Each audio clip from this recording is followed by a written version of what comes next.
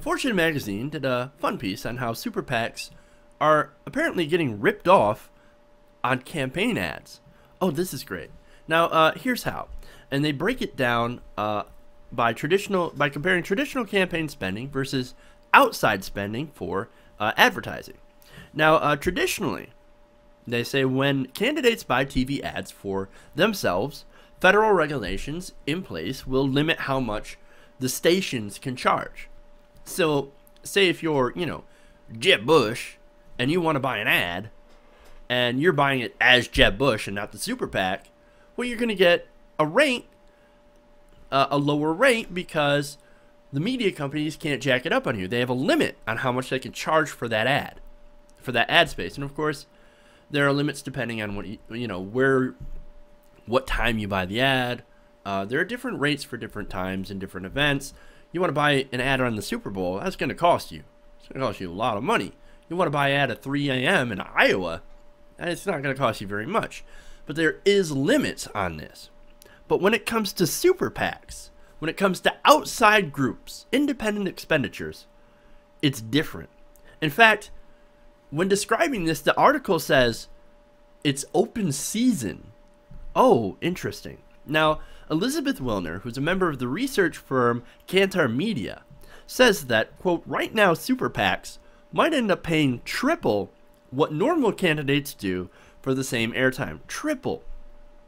But not only that, as the election heats up, she says, it might actually be around 10 times the standard rates. 10 times the standard rates for the same ad. Wow, that's amazing.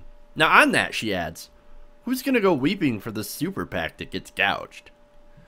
Well, certainly not me, and certainly not anybody I know.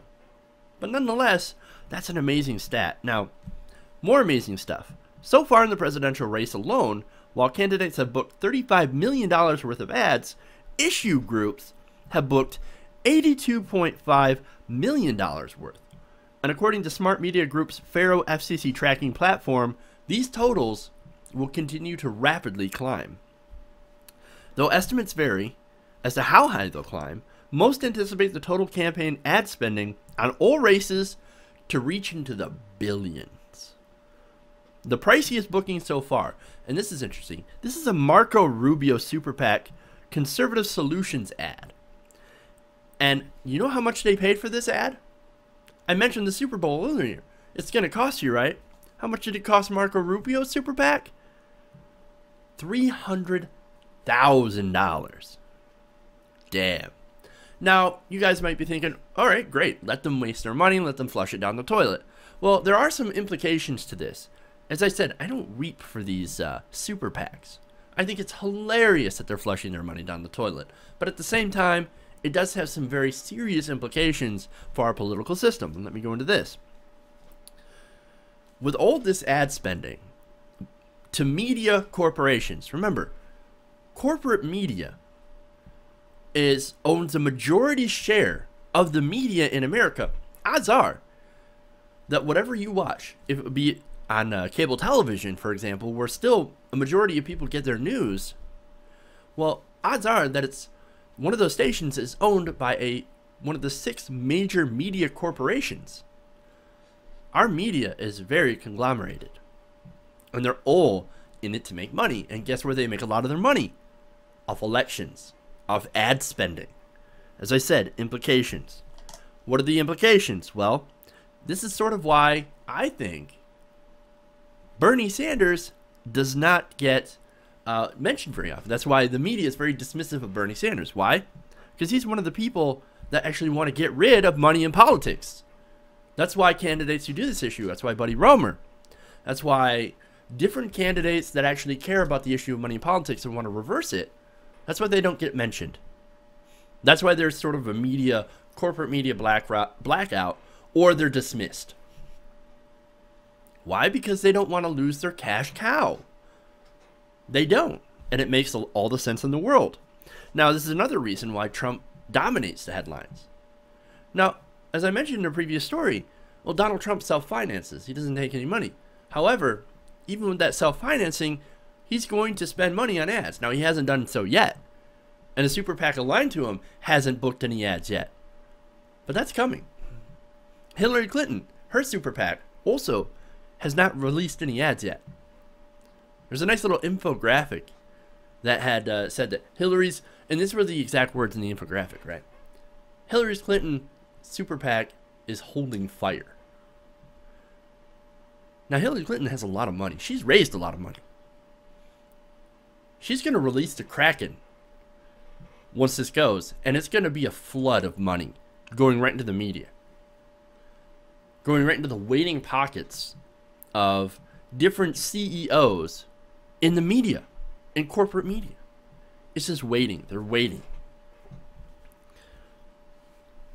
Implications, man. Major implications. Now, Donald Trump, I mentioned him. Well, Donald Trump, he says outrageous things, right? And the media fixates on that. Why? Because it takes the focus away from actual issues. The issue of money in politics. It takes that away. Donald Trump is a distraction.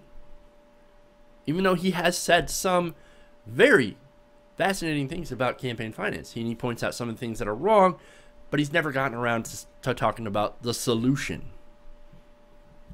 So, now, as I said, the implications on corporate media, disturbing.